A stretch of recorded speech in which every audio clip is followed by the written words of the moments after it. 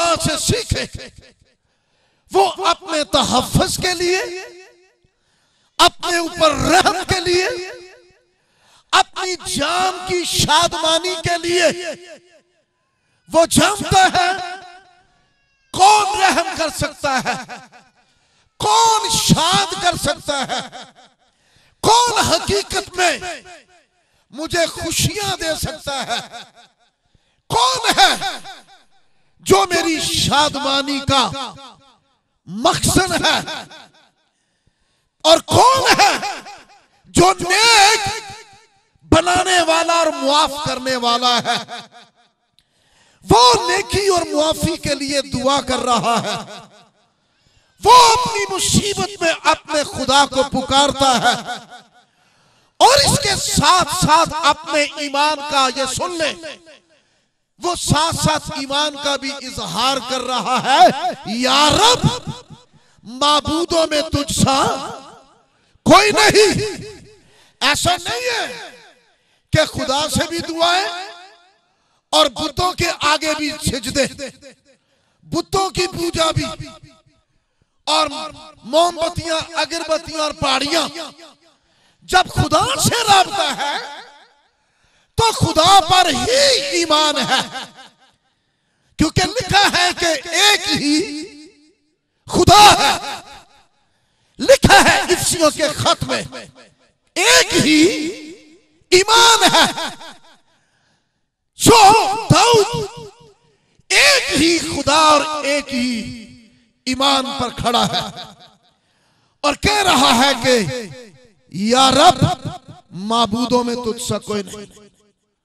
ऐसा नहीं कि चर्च भी जाए नाल दो नंबरी सियाणियां नूं भी, जड़ा अन्या दा राजा काना दो नंबरी, हाँ, उसको भी आप कहें, जादूगरों की तरफ भी लगे रहे और मुर्दों की तरफ भी, कब्रों की तरफ भी। नहीं नहीं, सिर्फ एक ही है जो भलाई जाहिर करने वाला है। सो दाऊद अपनी जिंदगी के हर तरह के कठिन हालात में, नासाजगार हालात में,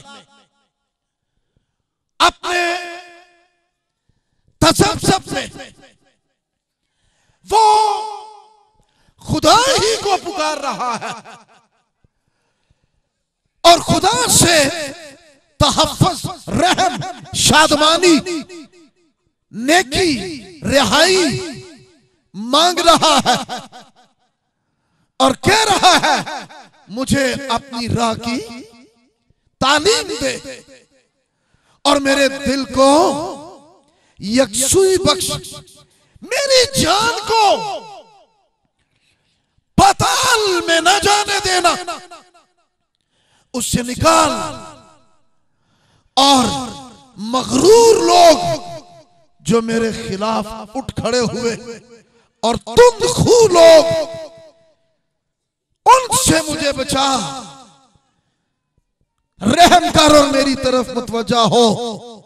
लेकिन इन सारी बातों का जवाब किसी सूरत में वो मांग रहा है, और वो क्या कह रहा है कि मुझे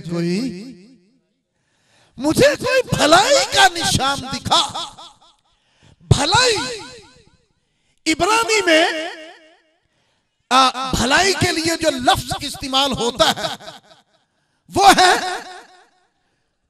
ताओब। बोले ताओब। ताओब के मायने है बेहतरी। बोले बेहतरी। फिर ताओब के मायने है सलामती। बोले नेकी,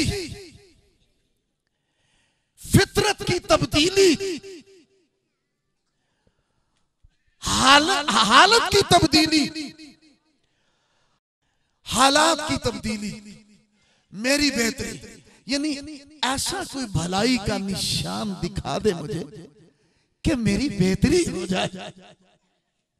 मुझे खुदा कोई ऐसा भलाई का निशान दिखा कि मेरी सलामती हो।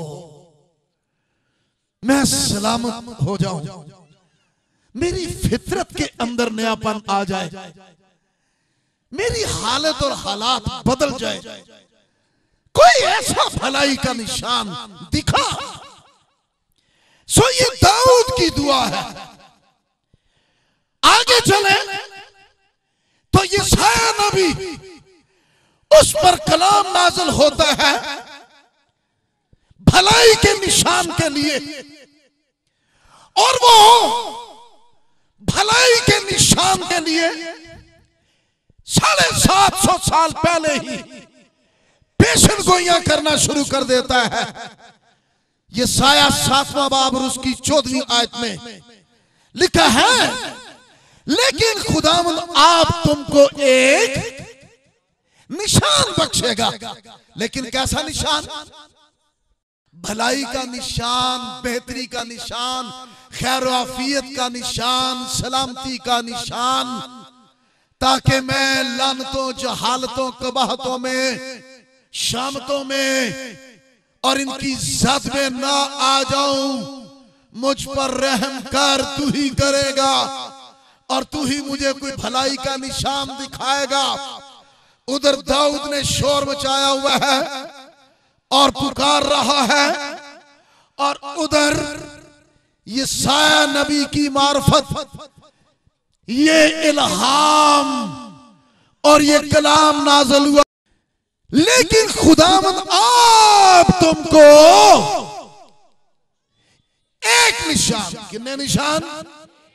2 दिन नहीं जी, 3 दिन नहीं, 4, ये एक ही निशान होगा।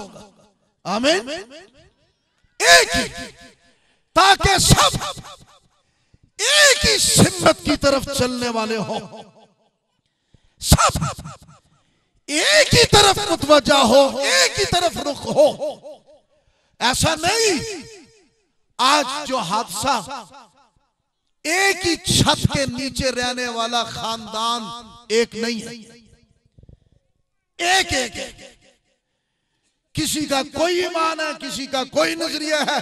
अब्बा कुछ और सोच दे, अम्मा का कोई और ईमान है, तिया पुत्र कुछ और छाप दे सोचन दे ने।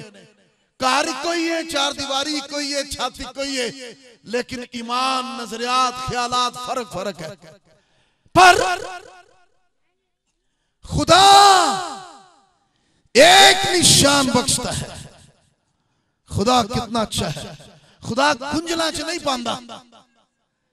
बहुते सारे निशान हो जाते गुंजल ही ना। और आज का इंसान गुंजले च पै गया। आज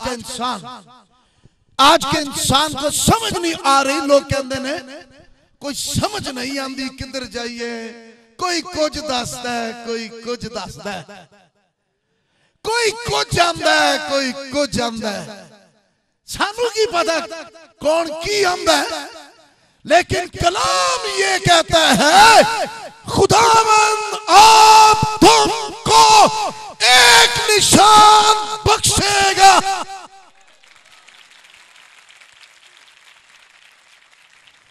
ये निशान बख्शिश की सूरत में है। हालेलुया।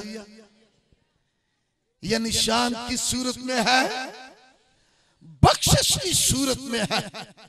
बख्शिश को अगर इंग्लिश में ले तो ये गिफ्ट है खुदा की तरफ से। हालेलुया।